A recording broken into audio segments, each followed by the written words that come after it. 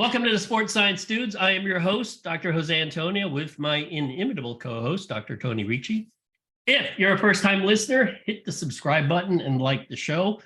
We are on YouTube, Rumble, Apple Podcasts, and Spotify, so you can find us everywhere. Today, our special guest is Dr. Abbie Smith-Ryan. So let's tell you a little bit about her. She graduated, or actually she got her undergrad degree from this gigantic school in Kirksville, Missouri, called Truman State University. I actually know where that is because my wife's best friend, he's the athletic director there. She did her graduate work in exercise physiology at the University of Oklahoma, both her master's and PhD. Her research interests center around exercise and nutrition interventions to modify various aspects of body composition, cardiovascular health, and metabolic function. She's also quite an active researcher in the field of metabolism, sports nutrition, and exercise performance in both healthy and clinical populations, leading projects funded by the NIH and international and national industry-sponsored clinical trials. She's got a boatload of publications, well over 100, like 120, or probably by now it's like 150. She's a publishing machine. She's also actively involved in the NSCA, the ACSM, and the ISSN. That's a big alphabet soup there. And she's also, this is pretty cool, she was recognized by the NSCA as the Nutrition Researcher of the Year. That's in 2013. Holy crap, that's a long time ago. And also won the Young Investigator of the Year award in 2015. If you want more information on Abbie, go to the unc.edu website. There's a whole slew of stuff there. So I want to welcome Dr. Abbie Smith. That was really boring. Thanks for the introduction. I don't think anyone cares about that, but I'm here. Thank you. Thanks for the intro. Well, it's good. It's great to have you finally on the show. Tony and I are looking forward to this because we're going to pick your brain about female athletes. So are you ready? Ready. Really honored to be here. Okay. Well, this is my first question because it's a question I get a lot. It has to do with as distances increase in, I was about to say track and field, but technically, once you get past the 10,000, it's not even track anymore. You get into the half marathon, the marathon, and super long distances. That because women are much better at oxidizing fat, and I want you to explain what that means in terms of they're better at it, that they would hold a possible advantage in ultra distance events. Yet, when I look at times at ultra distance events, men still hold all the records and men still usually win those events. So there seems to be I guess, not a disagreement, but things aren't jiving. If they're much better at oxidizing fat, why are they not winning these events? Yeah, I mean, I think when we think about the application, not everything works in a silo. So yes, women do generally oxidize more fat than men, but a lot of things influence that. And when we look at sport performance, it's not just fat oxidation that influences performance. Think about, I mean, really the biggest difference is testosterone. Testosterone still impacts muscle and performance indirectly, even in those long distance events.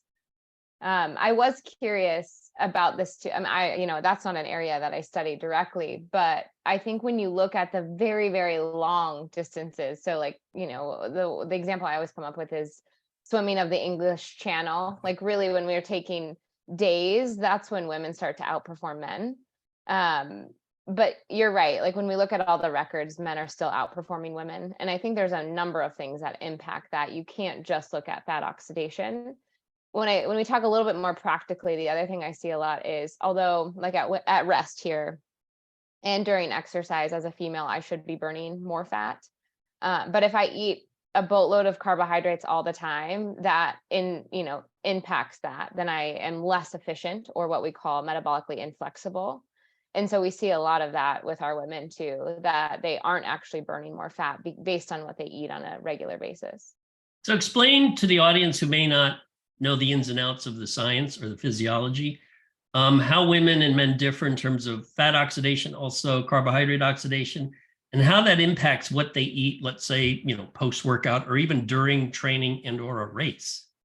Gosh, that is a loaded question, Joey. But when we look at theoretically, if we start at, I know, right? If we start at rest, we all burn fat as our primary fuel source. So with no exercise, women should burn a little bit more, but obviously body size impacts that. And then when we think about exercise, as we transition into kind of low, moderate to high intensity, the best way to think about it as low intensity exercise, we all burn a larger proportion of fat than we do carbohydrate. But theoretically, women might burn a little bit more fat or utilize more fat. Moderate intensity exercise, a mix of both. And then high intensity exercise, we should all be relying on carbohydrate. And so there's that transition that's impacted by intensity and duration that most of us know. And so the biggest differences that I would describe between males and females is that we because we have higher body fat stores, because of estrogen, we are able to and should be able to utilize a bit more fat as we transition into high intensity exercise. But like I said, that's not always the case based on what I eat all of the time. And so then how does that impact exercise and nutrient timing? Well, theoretically, you know, I think that's more impacted by the menstrual cycle, or like right now, I wouldn't say I would change my nutrition recommendations that much differently for males and females. One thing I often talk about more is if I have a female that is more metabolically inflexible, meaning they're burning more carbohydrate than the fat than they should, that means they're going to fatigue faster. They're going to deplete muscle glycogen, run out of those carbohydrate stores. So for them, what I would do is actually lower their carb to protein intake and basically slightly reduce carbohydrates, increase protein, which then helps them become more metabolically flexible and essentially prevent muscle glycogen depletion. So, Tony, you had a question? yeah, just, and that was, thanks, Abbie, because it's something that I've always, you know, been trying to find out where some of those disparities are. And we're looking, so you have some of the things you mentioned were a higher percentage of body fat. Obviously, the hormonal environment is going to be selective in which substrate is utilized. There's probably enzymatic differences, I don't know.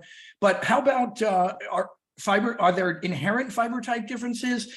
So obviously, you know, for the audience and our listeners, you know, and for myself, type 1 would be more inclined to be a better utilizer of fat. Do we see, generally speaking, that the female is born with maybe more type 1 as opposed to the male, or do we have anything on that?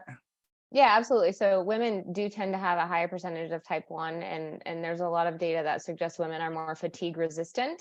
Okay. But I think, you know, as a physiologist, no matter how you train the muscle, it can still adapt. And so, and you know, there's a spectrum of that, Right. of trainability and adaptation. So yes, when we think about greater fatigue resistance, women tend to be more fatigue resistant. We also see greater removal of metabolites, so Okay. potentially with that recovery. But you know, the science is so far behind in how we might apply that. I mean, one thing that we're starting to look at is, should we be changing our work to rest ratio for women to optimize adaptation because they are a little bit more fatigue resistant? The other thing that we see, so I do a lot of high intensity interval work and a lot of supplement work. And it's so fascinating to me that, and this is a little bit anecdotal, but also full of lots of years of evidence, but the men just can't hang. Like, we have these very intense protocols and they drop like flies. And women, they can hang. So there is some physiology behind it, but honestly, right now we're so far behind in what we would prescribe to them and how it might different, because you all know, like, I mean, there's individual, you know, differences, how we might do that too. I know when I do HIIT training with Victoria Burgess, I don't know if you know her, she's the paddler. She does kick my ass pretty bad. So it's, in fact, the last time we trained, I said, how about this? Give me a 5-second head start and you got to catch me. Of course, she catches me, but still, I'm like killing myself trying to stay ahead of her. A little sidebar. I learned this, I think 2 or 3 weeks ago. And I don't know, Tony, if you were at IHP at the time when I had this discussion with Cassie, and she said basically, did you know that when women are on birth control, they tend to be attracted to men who are more feminized, and that when they go off it, they tend to be attracted to more masculine males. And I'm like, wow, I've never actually heard of that. So I went on PubMed and Google Scholar, and what do you know? that is in fact what they find, that birth control changes the way women perceive male faces. Now, that has nothing to do with this, Abbie. So really my question is, does birth control affect substrate utilization and performance in women? Well, I guess my immediate thought was I would be curious as what type of birth control. So that's a hard question to answer, and we're looking into it. There are thousands of different types of birth control in Can we different stick doses. to like two, maybe? We don't Yeah, have that I mean, attention yes. span. So no, we look at mostly monophasic and then hormonal and non-hormonal IUDs because those are kind of the most common. And so, I mean, I don't have a good answer for you. I think theoretically on some outcomes, we are seeing an impact of birth control because essentially it changes your hormones. I can't tell you exactly how yet. And I'm not ready to say like we should change all these things. Well, let me ask you this. Okay. Yeah. It's more of a speculative question, but Uh-huh. also a pragmatic one. Let's say you're coaching Yeah. an elite female athlete and she Mhm. asks you, should I or should I not be on birth control? And the goal is because I want to win. Yeah. There has to be an answer to that. It can't be, well, I don't know. You got to give advice. No, exactly. So in that case, so we have some data on this. We actually find often birth control is a good thing because it's very helpful for symptoms. Okay. Like more than 70% of women deal with painful menstrual cycles, and birth control alleviates that. And so if they feel better, and every birth control has a different side effect. So usually in that case, I would say, ask a woman, are there side effects that you're experiencing? It is really a risk to benefit ratio, as you know, with everything that we do. And then, there is this big swing towards use of IUDs, which is a localized hormone. And so you have IUDs that have, like a localized estrogen and usually a progesterone, or you have a non-hormonal copper IUD. And we're seeing that used to be really only used in women postpartum, like after they've had children. And now it's used in much younger women. And we're seeing that mimics more of a amenorrheic cycle, and still has some of those positive effects on side effects. And so it depends on the woman, and each birth control, sometimes it reduces acne or painful menstrual cycles. So it's really teaching a woman to say, okay, how do you feel at this time of the month when you're in your placebo pill versus, week 3, and start to see that before you would say maybe not necessarily go off your birth control, but try a different type. Oh, Tony, were you going to add another question for Abbie? No, go on. Actually, that actually answered just about all of it. The complexities are incredible, and having to work, particularly in the weight cut sports with females, this becomes even more complicated. But again, I feel a bit better about Dr. Abbie saying what we don't know yet, because I've remained a little bit bewildered in the practice of trying to manipulate weight under those circumstances as well. But again, so much, I guess, yet to elucidate, because the application of female performance is relatively new, and you being one of the foremost on it. We don't have years behind us in female athlete research. So fortunately now, as you said, we don't know yet, but we're getting into it and finally starting to learn some. But I guess the individuality, to your point, Abbie, is key. Everybody affected very differently, and keep track. Like in 8 to 10 week camps, I've had to monitor this through dialogue over and over again. And to your point, I've seen very varying effects in how females particularly respond from energy, and whether or not they do gain weight from it, and whether or not titration of weight or bringing weight down is influenced by it. So I guess highly individualized, as you noted. Well, and one very smart person I know said the only sample that matters is you. And the thing about it is a lot of women don't, Joey said that. A lot of women don't even know what type of birth control they're on. And so there's this really lack of ownership in our health. And so a lot of times it's just tracking that and tracking symptoms. And like you said, how is their weight changing? And if it's not changing under, similar circumstances, is it a hormonal contraceptive issue, or is it a type? And so, every woman responds differently. And usually every woman is taking a hormonal contraception for a different reason. And so I think that has to come in, are they taking it for birth control, or are they taking it for other symptoms? Got it. Abbie, could you explain to the non-physiologist the different parts of the menstrual cycle and how that impacts just general physiology, whether it's with substrate utilization or maybe, because God's honest truth, I don't know. Does it affect glycogen repletion? Does it affect, your protein needs? Could you expound on that a little bit? Yeah, and I love this question because I was a former collegiate athlete, and it was an honor not to have a period. Like that was like that's what we wanted. And in reality, they never, like, we don't learn as women like what the menstrual cycle is and what we should know about it. And it provides, so like in reality, menstrual cycles, there's a variability of what normal means. It can be 25 days, it can be 35 days. That would still be considered normal, but it needs to happen monthly. You have a low hormone phase, which is when you menstruate, so when you're bleeding, and that can last anywhere from 2 to 5 days would be normal. And then you have that lower hormone phase, so estrogen and progesterone are low. Typically, that's often when women not necessarily feel their best, but hormones are somewhat more consistent. And we see greater glucose utilization, theoretically. Abbie, sorry to interrupt you. So No. Let's pretend it's a 0 to 28-day cycle. Which days are you talking about? We're talking about 0 to 5 is menstruation. And then really 5 to 9 to 10 is just follicular. Okay. And that's all considered more low hormone. And after that, we have a big peak. On average, it's day 14 is ovulation, but it starts to peak, anywhere from 12 to 15. And that's a really important time. That's when we're the most fertile. We actually feel our best. Everyone wants to be around us, and we want to be around everyone. Unfortunately, it only lasts a couple days, but it's important. Like that's, for women, that's when they produce a lot of mucus, and they are, their body temperature are higher. Like those are symptoms for people to know when they're ovulating, whether they want to be pregnant or not. That's a good kind of time point to know. And then right after ovulation is what we call the high hormone phase or the luteal phase. And why it's high hormone is because we have high estrogen and high progesterone levels.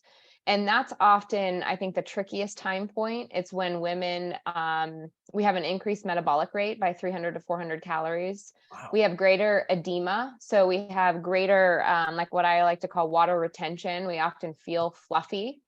And it's this double-edged sword, because if I've gained weight and I feel if I have excess water retention, the last thing I want to do is eat more. Yeah. And so it's this, we also have some interesting, those hormones track with increased anxiety and depression, poor sleep, emotion. So that's the time when everyone says like, oh, she must be on her period. It actually happens right before. And like, I wish we would just talk about it more, because women do kind of feel shitty. And instead of like giving them a hard time, like one, they probably need to eat more, and they're not sleeping as well. And like, let's make space. It's actually physiology. It's not just because they're cranky, Wait, so you said total daily energy expenditure goes up by 300 to 400 kcals? An average. Yeah, That's roughly. A lot. Wow. That is a lot. Also, but it's a time like women will say like, oh, I'm craving chocolate, or I'm craving carbohydrate. And that's a physiological response. But often we're thinking like, I'm not going to eat that. I've just gained weight, or I'm like, I'm fluffy. And so when we think about our female athlete, then you have this greater energy expenditure, but they're under eating. And so it exacerbates some of those potential performance aspects. The other really important element too in that phase is we see a likely greater protein turnover, which results in greater muscle soreness, lack of recovery. So if we don't like tackle that or have these conversations, it really can be hard on performance and sleep and all those things. Can you do me a favor, Abbie, and use the word fluffy in your next paper? I try and use it. I don't know what I would call it scientifically, but that's the best way to describe it. I'm ready to write a paper that says being a dude is easy after hearing all this. And I've always stated that anyway. It's much easier than being a woman. And I say that with respect and reverence. I won't disagree with that. Well, luckily, Tony, you never have to give birth. So I don't think it's birth that's the hard part. It's like the daily, and honestly, I spend a lot of my time now researching perimenopause, which is basically there is no longer a monthly like nice fluctuation. It's like a daily, like who knows what's going to happen. And these poor holy women. Crap. Yeah. Mm-hmm.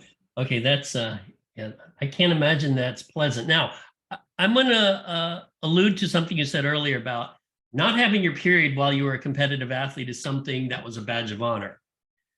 And I talked to my wife. She ran track at Drake University. She was a D1 athlete. And right by where I grew up.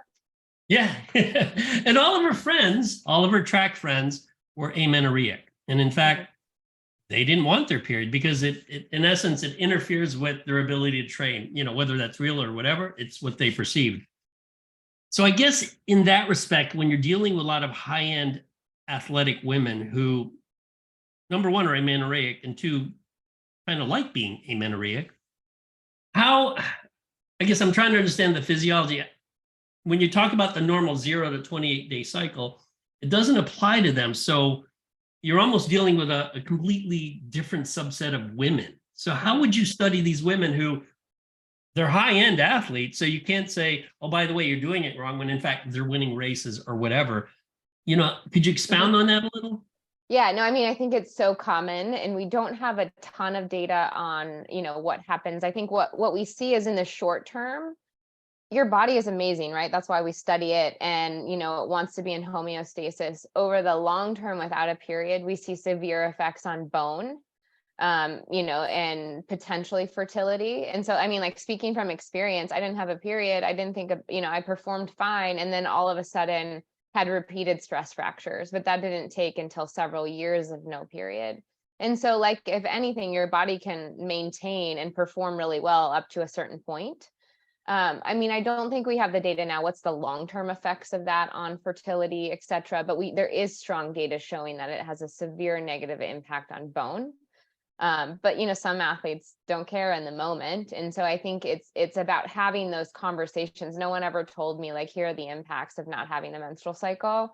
At the same time, arming them that having estrogen and progesterone in those higher levels, that's what's depressed or suppressed in those women, can actually help increase performance. So, I mean, my counter would be, could you actually be performing better?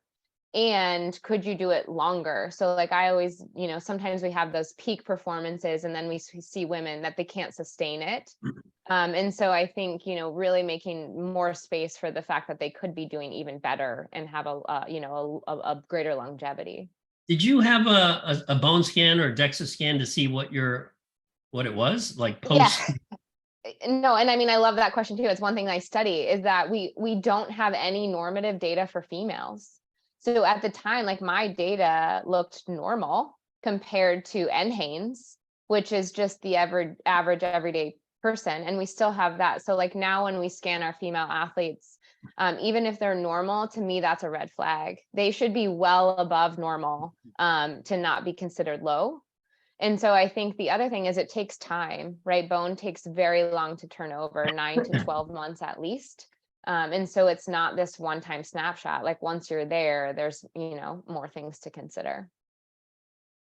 And just a quick question too, Ab. I maybe you're reaching a question, but let's assume body fat was equal in two women, and it probably wouldn't likely be the case, but the body fat is equal, but one is ultra endurance and one is a 100-meter sprinter. Are there differences in how maybe menstruation or the cycle is impacted specific to the training stimulus, as opposed to potentially just perhaps the body fat in itself? Does that make sense? Do we know if a certain type of training stimulus significantly changes it more than the other? Well, I mean, maybe one way I'll interpret that is that we've studied a lot of times people think it's a low body fat that is directly impacting these things. And I would argue it's actually a muscle issue. So those individuals with higher muscle and higher quality muscle have better bone density and lower stress fracture injury. And so with our sprint training individuals, they can still have menstrual cycle irregularities, but it's different. Most of them have much higher muscle quality. I'd also argue those individuals have higher testosterone based on the stimuli, which is a protective effect. Yeah, so I think you often see it in that high volume, low quality muscle kind of group. Yeah.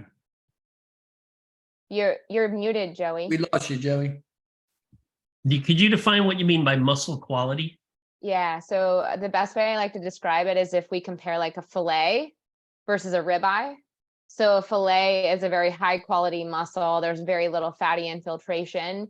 we want our muscle to look like that. Whereas our lower quality ribeye has more fatty infiltration connective tissue, which is related to injury, related to lower bone mineral density and poorer metabolic health if we, take it to the next level.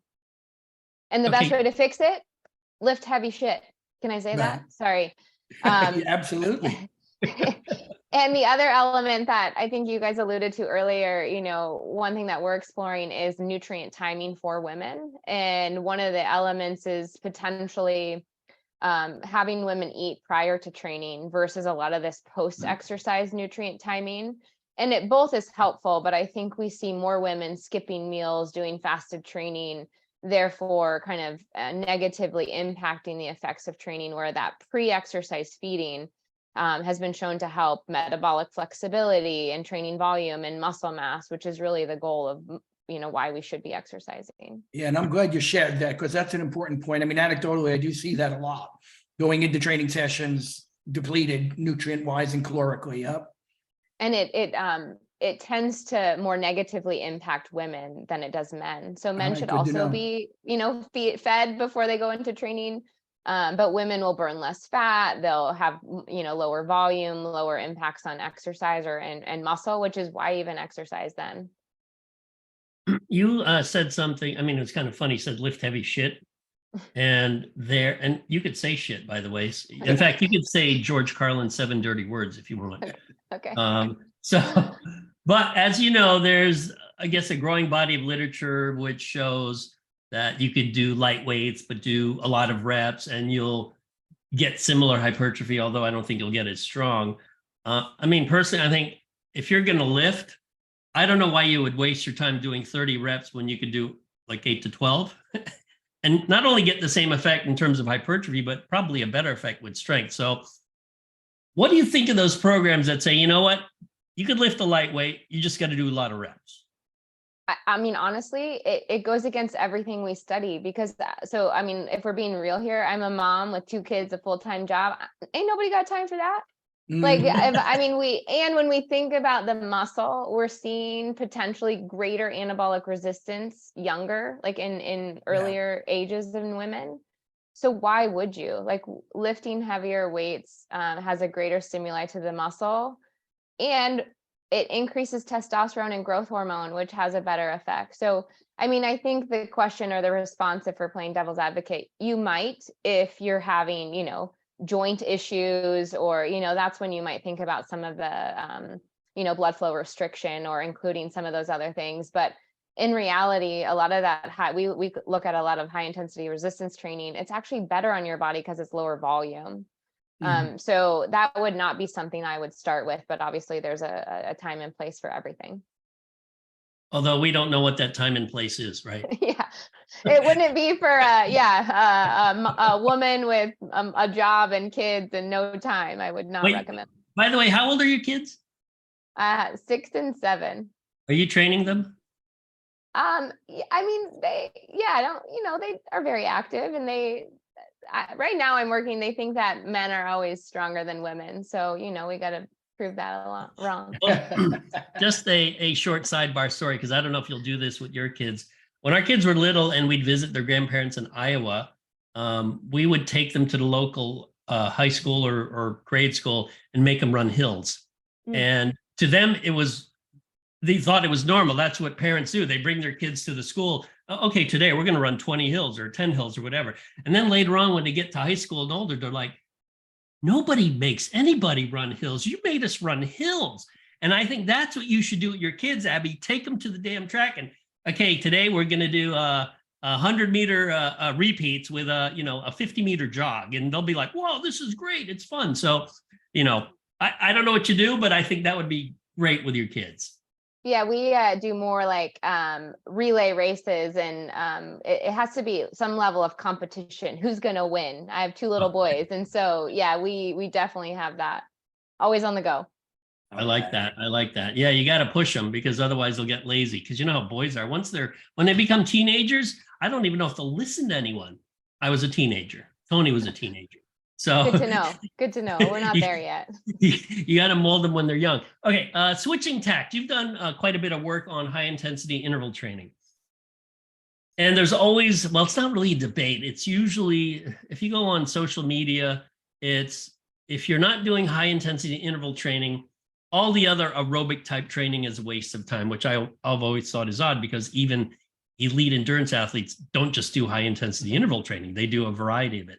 So speak to the variety of different aerobic training modes, whether it's HIIT, whether it's sit, sprint interval training, or whether it's, I call it steady state cardio. Others call it tempo training. Others refer, I mean, it seems like there's a million and one ways to refer to these types of training. Mm-hmm. Yeah, I mean, so I am biased. We study a lot of HIIT, and the best way to describe it, so I'm a former endurance athlete. I still do a lot of moderate intensity exercise. But one advantage or multiple advantages of the high intensity interval training is that you get a faster bang for your buck. And so you see adaptations faster. And that's not only, our lab has shown an increase in muscle from aerobic exercise, which you don't often see from more of our moderate intensity steady state.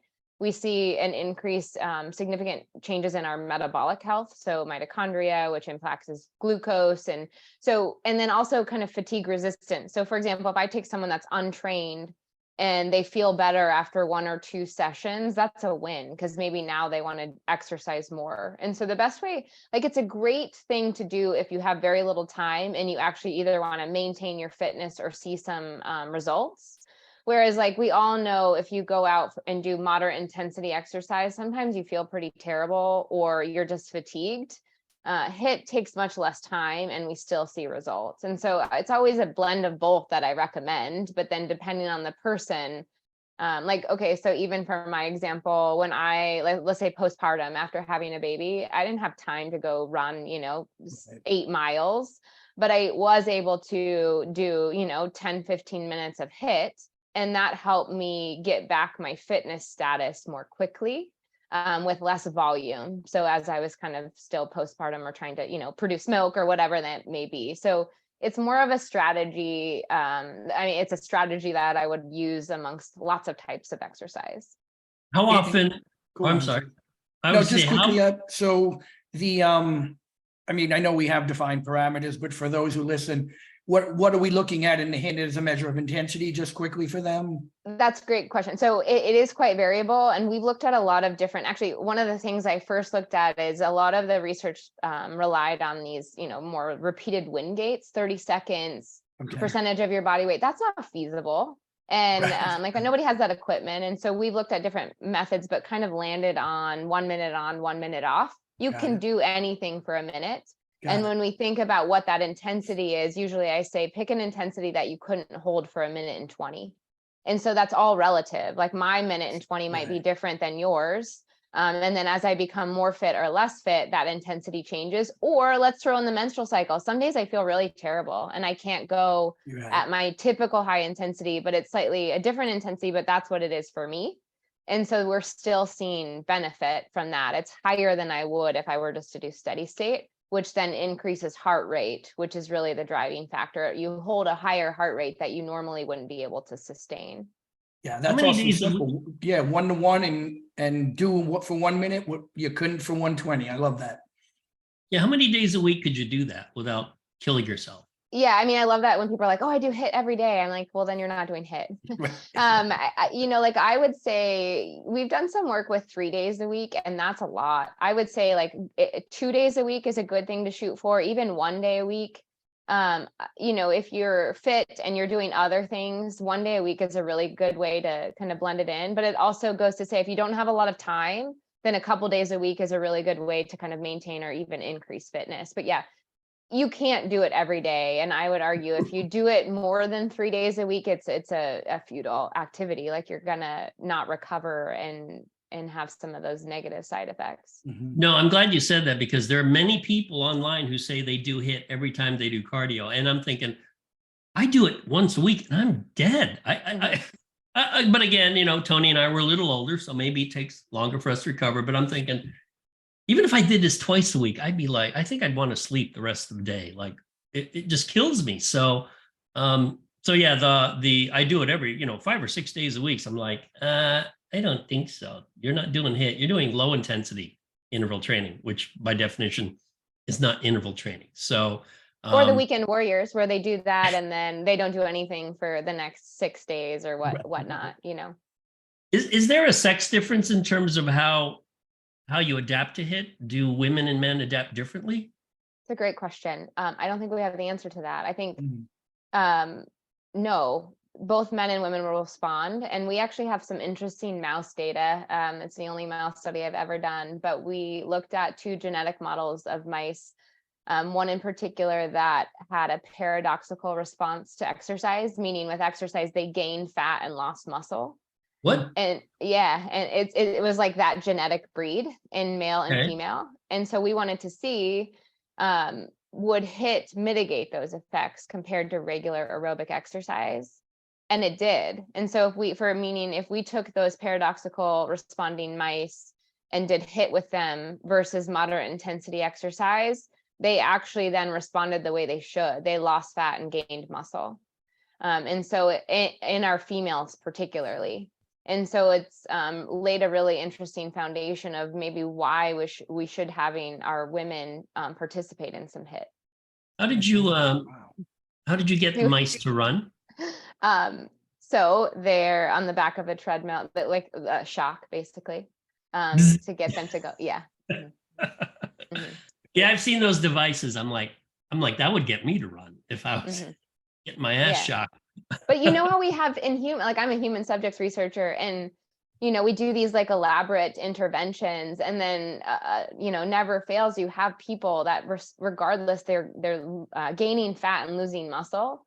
And so the mouse model was such a great model to say like, well, yeah, that happens in humans too. It's not because they're not compliant, it's because we have different genetics. But so that's some of what we're exploring now is, should we be doing some differences or changing work to rest ratio in females, knowing and how do some of those mechanisms change, particularly as hormones change? So for us, like in perimenopause. Moving to the, I like the subject of looking at sex differences, because I think, one, I think it's fascinating, and two, the differences between the sexes, at least biologically, are probably the most profound. And I started looking at the literature on pain perception, because when you randomly just ask people who has a greater pain threshold or pain tolerance, almost everyone says, well, women do because of birth. But then when you look at the literature, it's kind of actually all over the place, which really surprised me. So we did this sort of dirty little study just for fun, where we eccentrically loaded men and women. They got sore, and the way we measured pain is basically perception. 0 to 10, a visual VAS scale, and women, for whatever reason, perceived less pain 24 and 48 hours post eccentric loading. And I didn't know I'm like, well, that's kind of cool. Not really sure why, because there's other literature showing that men have a different pain threshold or pain tolerance. Could you give us, your thoughts on the whole idea of pain, and if is there a sexual dimorphism? It's funny. So I do appreciate sex differences, but I would say like we need more data just looking at women in themselves. And so like one thought I had immediately was, at what point in the menstrual cycle did you measure them? Were they taking hormonal contraception? Because I think some of it, as with anything, there's individual variability in pain tolerance. But I see more of that literature where women do respond differently and have a higher pain threshold. But again, I don't know if we know, there's got to be a hormonal impact, which goes back to estrogen, which is what we see a lot. So what's the difference between males and females? I think the other thing that goes into it, I'm not sure if you accounted for load, like are men having a higher load and therefore a greater muscle damage. And then we also know that things like creatine kinase, a key muscle damage marker, changes across the menstrual cycle. So I think it is multifaceted, but that goes back to one of the things that we're looking at. Should we be looking at kind of that work to rest ratio? And is there some differences and there's data to suggest metabolic clearance is better in women. So are we just able to flush out some of those metabolites better? And therefore that's why pain is lower. Yeah, and the way we equalized it is we determined their 1 rep max, and it was 60% of the 1RM, and they did like 70 eccentric reps. But you could argue the men are still lifting heavier weights, and there's more of a mechanical stress on the myofibrils. So perhaps you get more tearing of the sarcomeres and whatnot. But the sex difference stuff is actually really fascinating because there's a whole slew of things you could study. I mean, just Tony talking to Jamie Tarter about just brain differences between men and women. Right. It can be profound in terms of processing things. So it's funny. It's an area of study where you don't see many people looking at sex differences per se. But I guess part of the problem, as you alluded to, Abbie, is there's just not a lot of data on women in general, and that's why before you do sex differences study, maybe you should study how women respond, right? Well, and there's some great researchers looking at sex differences, like Sandra Hunfer is the one that comes to my mind. But I would even throw out, we know that there's a lot of racial differences that we don't know, between muscle damage and soreness. So I feel like one thing is that, there's still a lot more, that's job security for us. There's still a lot more we don't know, despite what we do know. And I think that's one thing I would like to see moving forward too, is should we be prescribing exercise differently for women than men, or recovery rates, or how that impacts? And one thing we haven't talked a lot about today is nutrition. I think that's like the lowest hanging fruit of, we probably should be tailoring our nutrition differently for our male and female. But when you look at global recommendations, it's exactly the same for men and women, which to me is a bit crazy. So how would you address protein needs for the athletic male versus the athletic female? Let's say they do the same sport. They're track athletes. They are training for the 1500. Yeah, I mean, based on what we know now, I would have slightly higher amounts of protein for women, particularly in the luteal phase, because there's greater muscle damage, greater protein loss because of, or breakdown because of the progesterone. Would you keep the protein intake? Sorry, Tony, would you keep the protein intake high just chronically so that they're in the habit of consuming it versus, oh, by the way, you're in the luteal phase and maybe you should eat more protein? Because I'm not sure most athletes would be that aware.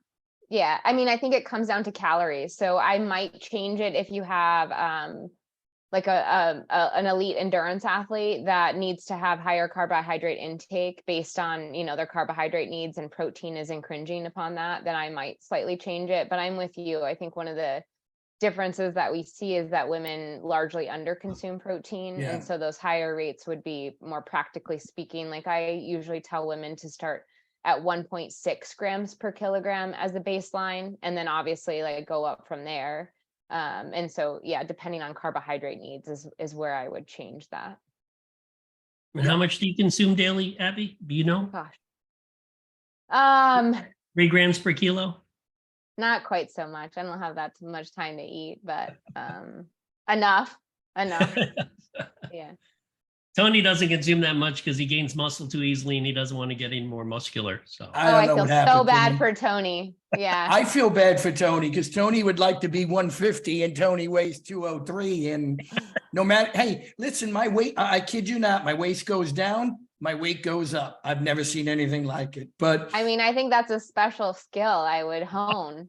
Abbie, I don't know. And I don't take a thing. Everybody thinks I'm a liar. No TRT, no nothing. I don't know what's going on. But nevertheless, you did answer my question, which was so important too, I think, for the female athletes and just women who are fitness-based to hear the numbers on that protein recommendation and the importance of it, of the 1.6 grams per kilogram. So yeah, I'm glad they got that from you and got those numbers from somebody who's dedicating not exclusively their life and research to female athletes, but largely. So good. Well, and that's a minimum. So like, I mean, one thing to break it down, when Joey asked me how much do I consume, I was in my head counting, it's a minimum of 30 grams per meal is what I would tell a female. Okay. And so it should be more than 3 meals a day. And so think about how many women skip meals. So if I'm only consuming 3 meals, that's only 90 grams of protein, which is not enough. Exactly. I mean, I'm about 135 pounds, so you're really looking at the importance of eating throughout the day, especially as a female, opposed to, long periods of time and skipping meals, which a lot of women are doing because of this desire for fat loss, when in reality, we're making it way harder and then we're way more fatigued. So when people go up to you, Abbie, and say, I've been eating a lot less, quote, I've been dieting, but I'm not losing any weight. How do you typically respond to someone like that? I mean, it happens, like that's every woman that you talk to. And I mean, I think that's part of the motivation for what I do is that's what we're told what to do ever since we're little, like eat less, exercise more.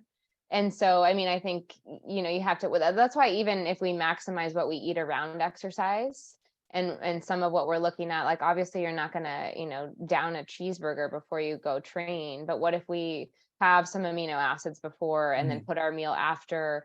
And so it's really asking them like, well, what are you eating in the morning? It's front loading calories and trying to prevent those long windows of fasting. And I still have a woman be like, oh, like I really like intermittent fasting.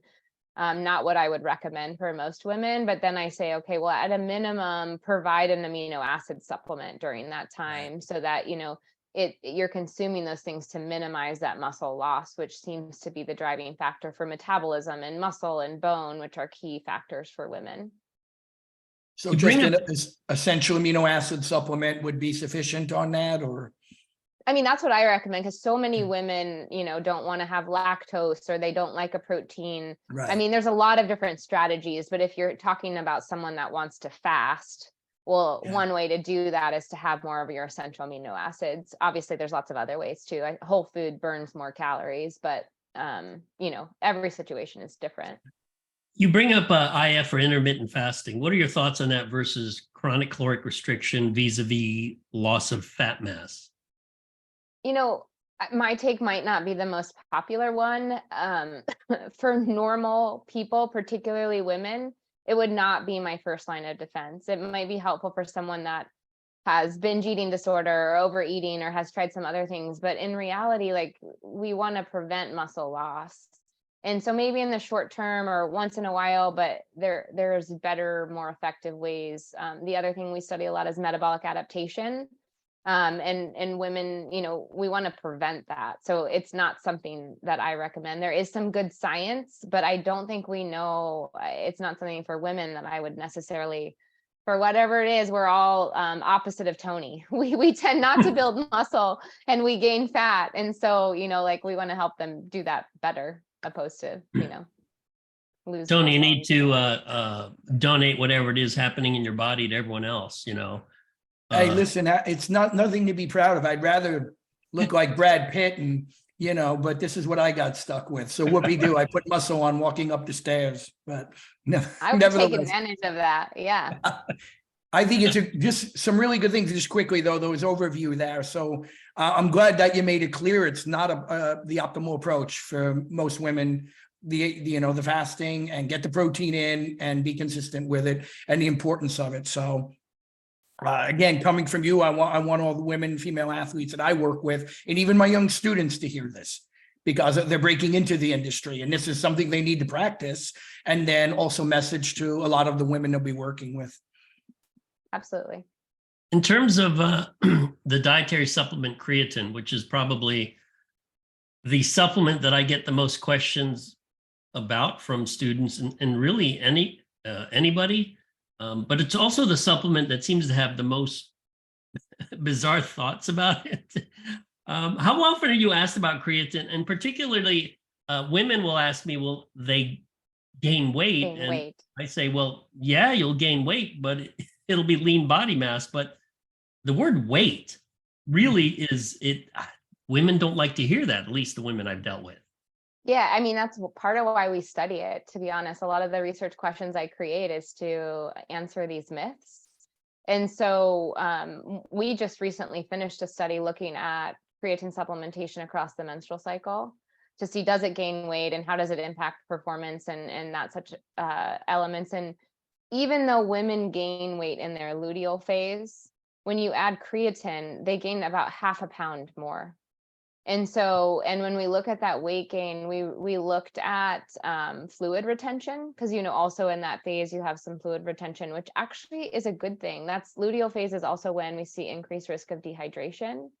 And so, I mean, I think at this point, we need to put the myth to rest, like women won't gain weight.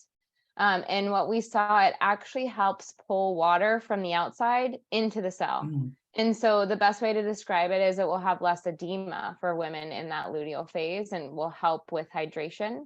It also had greater performance. So if we sometimes see greater decrements in that luteal phase, not to, even describe the benefits, the mental health benefits. So I think it's hard to disconnect that for the women, but women have greater increase of anxiety, depression, particularly when hormones are high. And creatine can possibly impact that, but it has to be at those slightly higher doses. So 10 grams a day. Right. When you're talking about gaining weight, you're talking about fat mass weight, not lean body mass, obviously. Well, and I mean, we're really talking about water weight Yeah. up front, and it's a good thing. It's helping the muscle retain some fluid, which is a great strategy. I always think about, in a month now, all of our athletes are going to come back to summer, pre-training. They maybe didn't train enough in the heat and they drop like flies. Like that's a perfect time to take creatine because it actually helps with some of that water retention and hydration. Even though every physician will tell you the opposite. Wow. 10 grams is a pretty generous dose for the body weight of a lot of female athletes too. So yeah, and that's to see some more of the brain benefits. And I mean, I think 5 grams is fine, especially for our younger females. I think if we want some of those, protective effects, or if we see some of those anxiety, depression, 10 grams. And then when we roll into some of our like rehabilitation, concussion or surgery, we want to see those higher 20-gram doses. Sometimes even in the literature, we see 30 grams. Great. Yeah. Remember, Tony, when we had Darren Kandel and Scott Forbes on, that Darren thinks it's a mistake to always view creatine from a myocentric point of view, when in fact, the dose, maybe a 10-gram dose is needed to saturate the brain. And we're so focused on skeletal muscle when in fact, I mean, there are other important parts of the body besides skeletal muscles. So yeah, I've never done the 10-gram dose. Honestly, I've been doing 3 grams a day probably for 15, 20 years. So, and I'm just used to it. I have 3 capsules. It actually ends up being like 3.2 grams. And I'm like, am I going to change this and consume more capsules? Probably not. So I'll just stick to my 3 grams.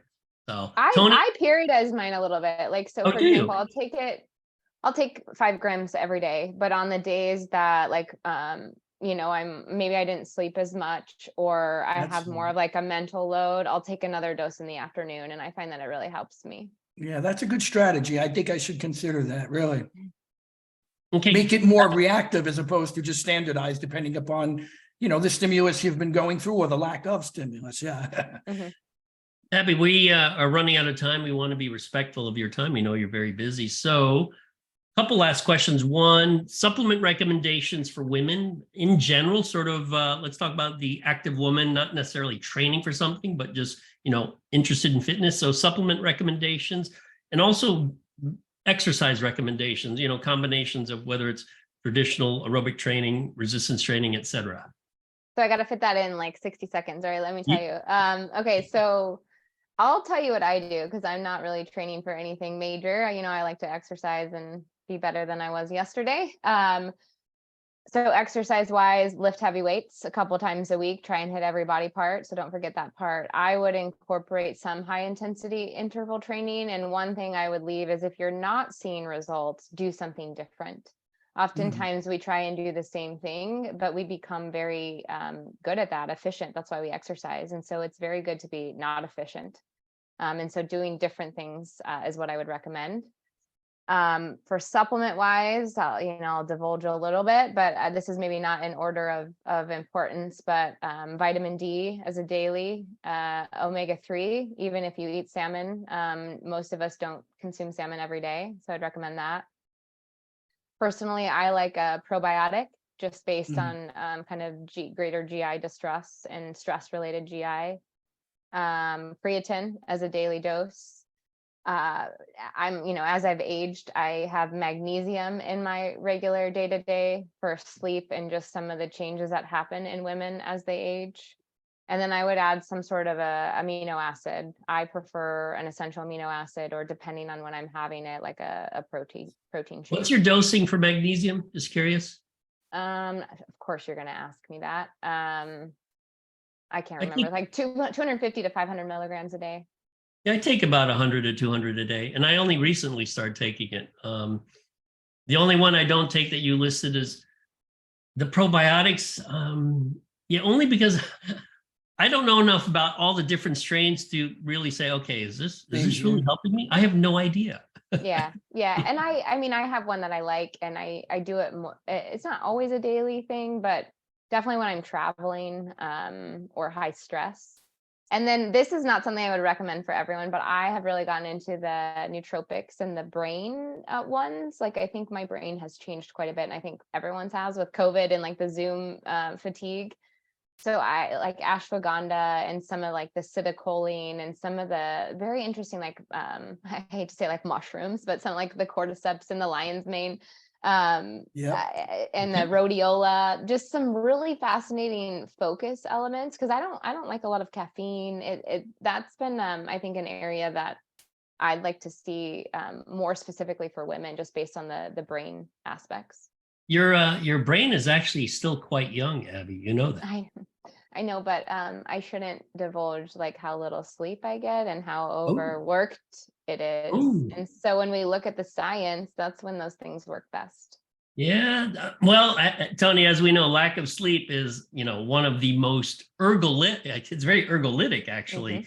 So, Abbie, come on. Well, it's partly why I don't compete. I'm dealing with other things in life right now. Well, I don't know, Ab. I met you about 10 years ago, and maybe 11 or 12 now, and you don't look a day older. So maybe I'm going to sleep even less. It seems to be working. If I could, I would sleep more. So that's just water and exercise. I do believe the water part too is big, is with the exercise. I agree. Absolutely. Well, Abbie, it's been a pleasure. Thank you so much for joining us for the Sports Science Dudes. You're an official sports science dudette. So look at that bicep right there. Tony, any last words for Ab? No, just excellent information. And I'm glad we have leaders like you. I tell all the young women in my class who are aspiring strength coaches, I've been a big proponent of trying to get more women in strength and conditioning, but you're always the first name I bring up when I tell them someone they should follow. So they have somebody, a great leader that they can follow in women's performance. So I thank you for that. And I think you've provided great information, Ab, as always. Thank you. Yeah, thanks so much. And let me know. I'm happy to do a guest lecture. My favorite thing is to chat with the young ladies and men. But absolutely. Oh, hey, Abbie. Thank you so much, Tony. I will catch you later. Thanks, guys. See you soon, all.